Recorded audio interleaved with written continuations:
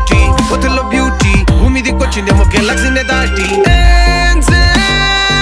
మాటలు husky Irish whisky సరున్న సంపుతుంది కుర్రగుండె పిసికి తలకు మనసుకు రోజుకొక యాంగిల్ వెనుక్కుమంటూ ఏదో మాయ చేసే ఏంజెల్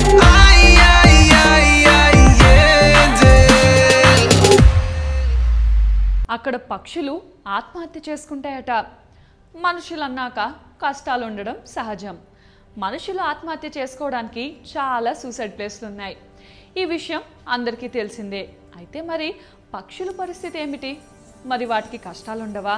వాటికి కష్టాలుంటే అవి సూసైడ్ చేసుకోవాలంటే వాటికి కూడా ఏదైనా సూసైడ్ ప్లేస్ ఉందా అంటే ఉందనే అంటున్నారు.